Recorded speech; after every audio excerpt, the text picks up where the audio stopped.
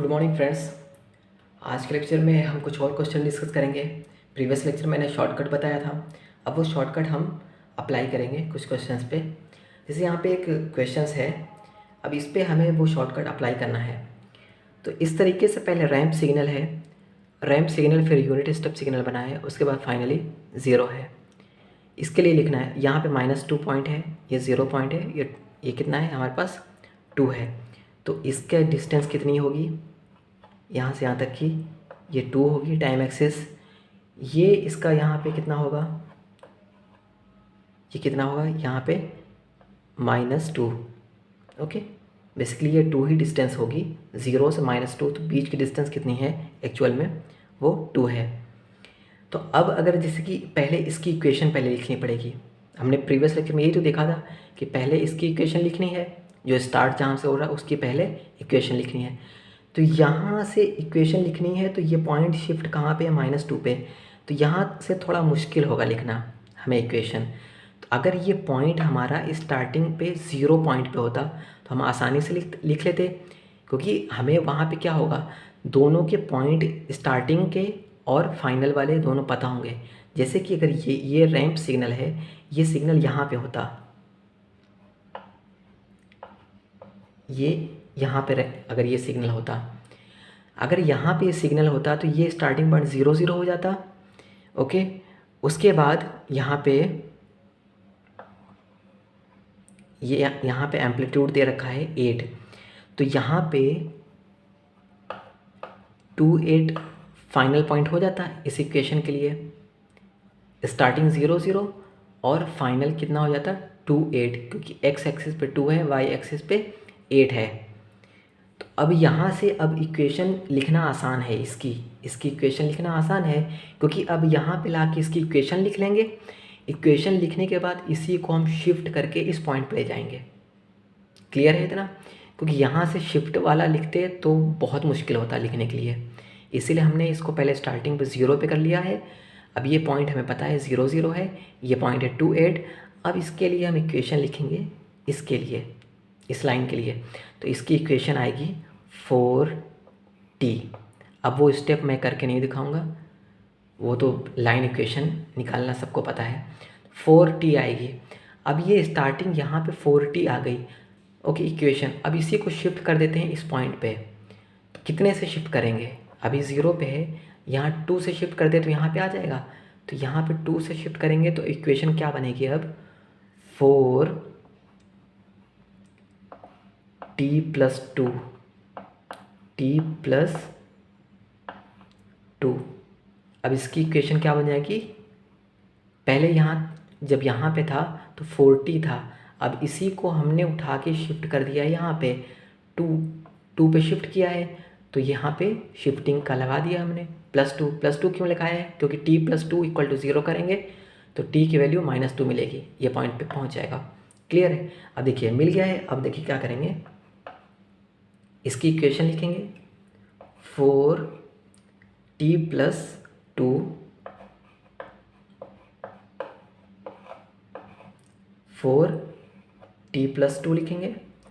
उसके बाद next bracket में मैंने बताया था u(t) लिखना है, तो यहाँ स्टार्ट करेंगे u(t)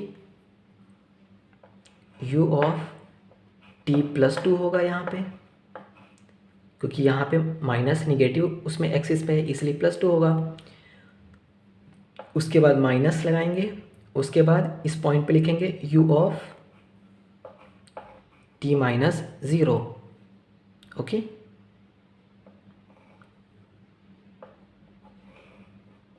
ये हो गया, ये हो गया इस इक्वेशन के लिए, रैंप वाले के लिए। अब इसी तरीके से इस यूनिट स्टेप के लिए भी लिखेंगे। तो यूनिट स्टेप के लिए इक्वेशन लिखेंगे, तो यूनिट स्टेप के लिए इक्वेशन लिखने की ज़रूरत नहीं, क्योंकि जो मैग्नीट्यूड है वही यूनिट स्टेप की ये इक्वेशन हो जाएगी। मैग्नीट्यूड कितना है, 8 है। उसके बाद फिर यहाँ पे भी वही करेंगे, 0 और 2 पे यहाँ चेंज हो रहा है, क्योंकि यहीं से 0 पे ही रैंप से यूनिट स्टेप बना है, यूनिट स्टेप से फिर 0 हो रहा है, तो इस 2 पॉइंट पे चेंजेस हो रहे हैं। तो यहाँ लिख लेंगे u(t) माइनस में u(t - 2।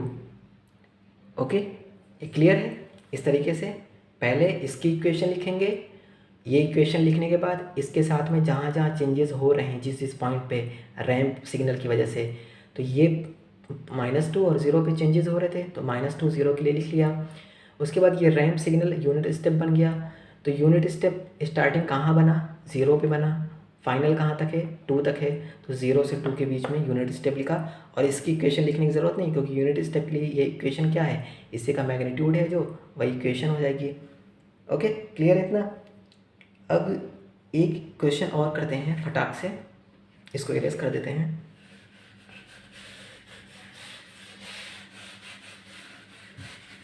क्वेश्चन नंबर 6 करेंगे।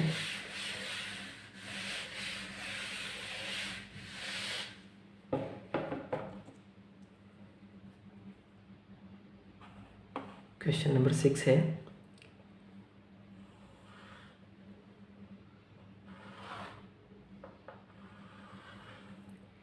ये एक सिग्नल हमारे पास यहाँ पे है, ये है -4 पॉइंट, ये है -2। एक सिग्नल है हमारे पास यहाँ पे, ये है 2, ये है 4, ये है 2, और इसका एम्पलीट्यूड दे रखा है -6, इसका एम्पलीट्यूड दे रखा है 4। अब इसको करना है हमें, ठीक है। x(t) ये हमारा सिग्नल है, इसके लिए x(t) हमें लिखना है, x(t). अब देखेंगे कैसे करना है। दो हमारे पास, एक सिग्नल ऐसा है, एक सिग्नल ऐसा है। अब क्या करेंगे, यहाँ पे सबसे पहले इक्वेशन हमें फाइंड करनी होगी इस वाले लाइन की, इसकी इक्वेशन हमें चाहिए, इस वाले लाइन की इक्वेशन हमें चाहिए, ठीक है। क्योंकि ये दोनों रैंप सिग्नल हैं तो रैंप सिग्नल की इक्वेशन पहले चाहिए होगी, उसके बाद ही हम फर्दर लिख पाएंगे। तो इसकी इक्वेशन चाहिए, तो ये पॉइंट, ये हमारा -2 से यहाँ पे रैंप सिग्नल है। अगर इस सिग्नल को हम यहाँ शिफ्ट कर दें, यहाँ पे ये सिग्नल, इसी को हमने 2 से इस तरफ शिफ्ट कर दिया, तो यहाँ पे अब स्टार्टिंग 0 0 हो गया, ये पॉइंट 0 0 स्टार्टिंग है। ये वाला पॉइंट क्या होगा, ये वाला पॉइंट कौन सा होगा, ये वाला होगा y पे वैल्यू है 4, x पे कितनी होगी, x पे होगी 2, -2, x पे होगी -2। ये तो इतना पता है ना कि इसको जब शिफ्ट यहाँ करेंगे तो 2 वाला पॉइंट अगर 0 पे आ रहा है तो -4 वाला -2 पे आएगा ना, ऑब्वियस है। वो थोड़ा बनाने में मिस्टेक है, एक्चुअली -2 पे इस तरीके से सिग्नल थोड़ा ऐसा होना चाहिए था, ठीक है। तो -2 पे आएगा, तो x की वैल्यू -2 और 4। तो अब इससे इक्वेशन इसकी लिखेंगे। अब इसकी इक्वेशन लिखेंगे तो क्या आएगी, इसकी इक्वेशन आएगी हमारे पास -2t, इसकी इक्वेशन आएगी। अब इसकी इक्वेशन आ गई, अब इसी को शिफ्ट कर देंगे इस तरीके से यहाँ पे, ओके। अब इसी तरीके से इसकी इक्वेशन लिखनी है, इसकी इक्वेशन लिखनी है तो इसको यहाँ से शिफ्ट करके यहाँ पर ला दें, तो इसको शिफ्ट करके हम यहाँ पर इस तरीके से ला देंगे। क्लियर है। ये भी पॉइंट 0 0 है, y एक्सिस पे -6 है और x पे कितना होगा, ये हमारा 4 है पॉइंट, 4 वाला पॉइंट कहाँ आया, 0 पे आया, 2 वाला कहाँ जाएगा, -2 पे जाएगा, 2 वाला जाएगा -2 पे। तो फिर इसकी इक्वेशन लिखेंगे, इसकी इक्वेशन कितनी आएगी, इसकी इक्वेशन आएगी हमारे पास 3t, ओके। इसकी इक्वेशन -2t, इसकी इक्वेशन 3t। अब इसको इस तरीके से शिफ्ट करके इस पॉइंट पे ले जाएंगे, इस पॉइंट पर ले जाएंगे, कितना शिफ्ट किया है, 2 शिफ्ट किया है ना। तो यहाँ पे पहले -2t था, अब कितना हो जाएगा इसकी इक्वेशन, -2t + 2, 2 से क्योंकि शिफ्ट किया है हमने, t + 2 हो जाएगा। हमने 2 से इस तरफ शिफ्ट कर दिया इस सिग्नल को, इसकी इक्वेशन लिख ली। इसकी है 3t अब यहाँ मिल गई, अब इसको वापस से शिफ्ट करके यहाँ पर ले जाएंगे। तो यहाँ शिफ्ट करके ले जाएंगे तो कितना शिफ्ट करेंगे, 4 पे शिफ्ट करके ले जाएंगे ना, तो 4 तक शिफ्ट करके ले जाएंगे तो 3t - 4। अब इसकी इक्वेशन मिल गई। तो पहले अगर यहाँ पे करते तो इक्वेशन निकालना बड़ा मुश्किल होता है ये, लेकिन इसी को शिफ्ट कर लो पहले, उसके बाद इक्वेशन लिखो, उसके बाद वापस से शिफ्ट करके पहुँचा दो इसी पे। सबसे आसान तरीका ये होता है। अब दोनों की इक्वेशन पता है, अब देखिए बहुत आसानी से हो जाएगा। अब पहले इक्वेशन लिखते हैं, तो पहले इक्वेशन लिखेंगे -2t + 2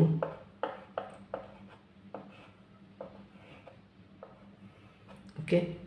उसके बाद अब सेकेंड ब्रैकेट में अब लिखेंगे यहाँ इस पॉइंट पे ut की वैल्यू लिखेंगे, u(t + 4) लिखेंगे यहाँ पे। प्लस क्यों लिख रहे हैं वो तो पता ही होगा, माइनस u(t - 2) लिखेंगे, t-2। इस रैंप सिग्नल के लिए कंप्लीट हो गया। अब डायरेक्ट सिग्नल यहाँ पे है, इसके लिए लिखेंगे तो पहले इसकी इक्वेशन लिखेंगे, 3t - 4। उसके बाद किस किस पॉइंट पे है, 2 पे 4 पे है, तो 2 और 4 पे ut लिखना है, u(t - 2) माइनस में 4 पे लिखना है u(t - 4) ओके। ये इस तरीके से हमने डायरेक्ट लिख दिया। अगर हम एक्चुअल रैंप सिग्नल से जैसे था कि इस तरीके से पहले सिग्नल आ रहा है, उसके बाद फिर इस तरीके से मैग्नीट्यूड बनेगा, u(t) का बनेगा, u(t) बनने के बाद फिर ये वापस से u(t), फिर रैंप, फिर इस तरीके से काफ़ी लेंदी हो जाएगा ये चेंजेस इतने। तो ये सबसे सही तरीका है शॉर्टकट इस तरीके से करने का। तो प्रैक्टिस करेंगे इस टाइप पे ही कि हम इस तरीके से सॉल्व करें, वरना RT में हम लिखते हैं तो RT लिखते, RT के बाद फिर UT में कन्वर्ट करते तो बहुत लेंदी हो जाता, टाइम टेकन भी होता और कॉम्प्लेक्स भी बहुत हो जाता। तो इस तरीके से हम हमेशा अप्रोच ऐसे ही करेंगे। ओके, तो आज के लेक्चर के लिए इतना ही है। अगर वीडियो अच्छी लगे तो please like, share and subscribe ज़रूर करें। Thank you.